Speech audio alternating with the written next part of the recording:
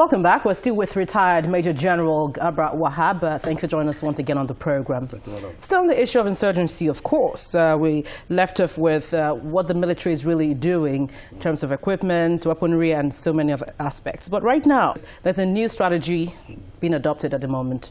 We have suicide bombers, most especially female suicide bombers. What does this leave us?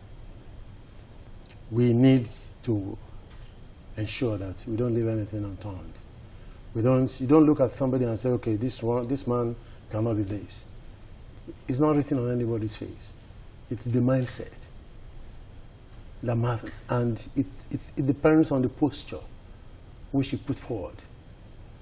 And that's why I said it's an integrated approach that matters, not the military doing so much and then others are left unconnected. We have to connect everybody.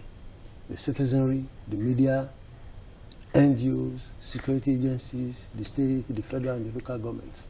More importantly, the average Nigerian on the street. Because if, for instance, what is happening in Brazil is to happen in Nigeria, by today people have been complaining. 5-6 days, the capital is virtually shut down. You can't do that in Nigeria. A lot of people, especially the elites, will be complaining. You are impinging on my freedom. We have to learn to give something.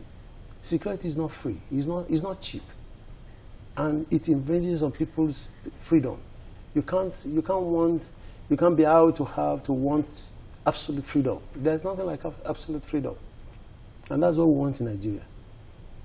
So, yes, you have suicide bombers, vehicle-borne IEDs, and whatever.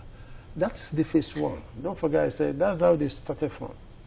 And because they've lost so much, they have to go back to that. And the essence is to put fear in the minds of everybody. That's the essence of terrorism. Put fear. It's from the word terror. That is fear. You want to put fear in the minds of the average citizen on the street. And it is left for us not to be cowed. And we can do that by reporting, by being observant and reporting any strange movement, any strange activity. But we've not imbibed that security awareness. We don't have that. I mentioned it a few days ago. We are 3 here now.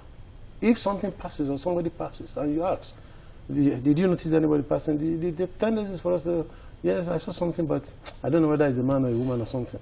That is wrong. In the UK or US, that we're always claiming that this cannot happen. From age 2-3, kids are encouraged to observe and report. But here, when a small child says something, say, keep quiet, you talk too much, or you do this, you do that. No. When you do that, it's like a computer. You are shutting down the brain. You don't want that guy to develop. And that's what they've done. Nothing goes without being observed. But here, we don't. And even if you see something that's going on, I don't want to report. Because if I report to the police, I'll be the one that will be taken in now. Or they will report me back to the person. We have to build trust. So a lot of issues are involved. And I keep on saying it.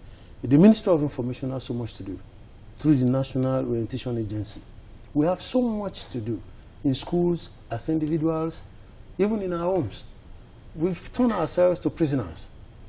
And that had happened a long time ago, where you have everybody putting cage, heavy barbed wire, and whatever, in streets, in our homes, because the trusts are gone. And that's what these guys are happy on. They know that if something happens now, everybody will shout. Yes, that's what they want. But it doesn't mean that they've not been integrated seriously. They have to force us to start going back so that we move from phase 3 now, or moving to phase 4, back to phase 1. And they want to drag it on to phase 2, phase 3. If you allow it, it goes back to guerrilla warfare, where they keep on killing unnecessarily. Before you know it, it is back to open confrontation against the military. Apart from the trust, don't you see an issue with intelligence gathering? Because many of the officers display not too adequate intelligence, according to some people. Yes, the issue of intelligence is there. And the system had been bastardized a long time ago. And in the military, there was a time where we were referring to maybe the intelligence, whatever, as when somebody does something, say, oh, that's my market intelligence. Because people who are involved allow maybe the pursuit of power to override a lot of things. So instead of analyzing issues critically, we left that. We lost so much ground that now we have to start all over, and it's going to take some time. And that's why I say everybody has to go back to the basics, both the civil line and the military, for us to move on, to move in the right direction. Many times it appears as though the local government chairmen or officials are not doing anything about these sort of issues. Because we've not actually identified or clearly indicate what the local government chairmen or the local governments themselves are supposed to do. Even in the basis in the area of education. How do you mean? Local governments were expected to be responsible for primary education. Are they right now? We have a lot of issues. Are they right now? We've mingled, we've allowed so much to go astray. The federal government is involved in secondary school education, in primary school education.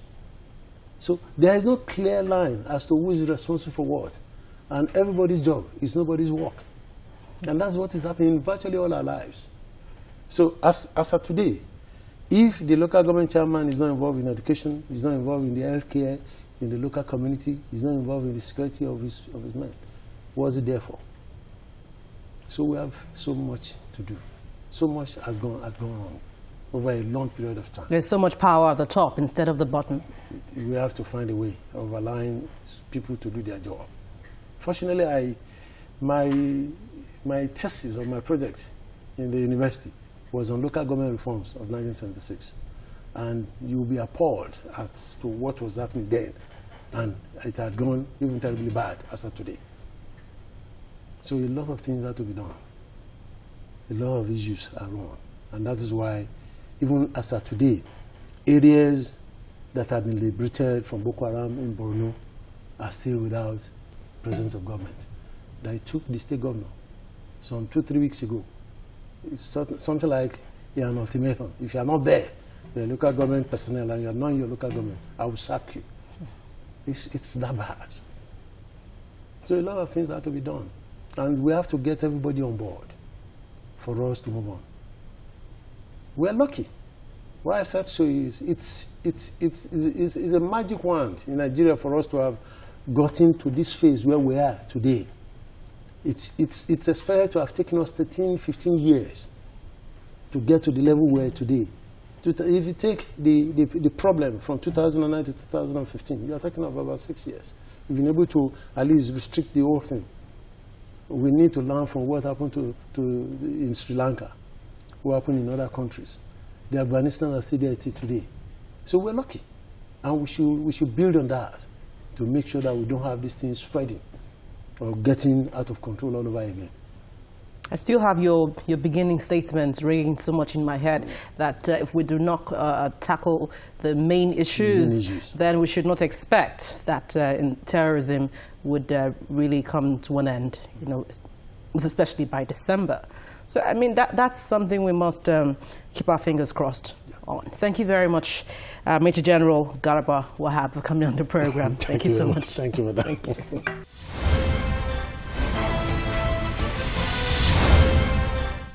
Well, thank you as always for your mails. I'll take a few of them right away. I have this one from Leke Ayorinde, who says, these custom officials are still collecting money at the airport. On my departure from Lagos to London, I still parted with 5,000 naira because I spent money in Nigeria buying goods to the UK.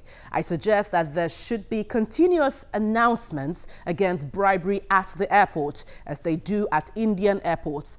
It is illegal to give bribe to any official or anyone in general. Well, I have this one from Eden Johnson, who says, if Barrister Ntah were my father, I'd urge him to stick the more to sincerity in this race. Well, another one from Daniel Benewe, who also wrote and said, who knew the ICPC until May 29, after May 29, 2015? The office did nothing on corruption under the 6 years of the last administration. They were docile. Well, that's his opinion. Thank you so much for writing in. And of course, thank you for your mails as always. Keep them coming using the address and Twitter handle on your screen. You can let us know anything happening within your locality, especially if you're in the nation's capital. Don't forget, you can view the program on youtube.com/channelsweb/videos. Let us know your comments after viewing all of the videos. And remember to include your name and where you're writing from. Thank you for watching this week. I'm Gloria Umezike. See you again.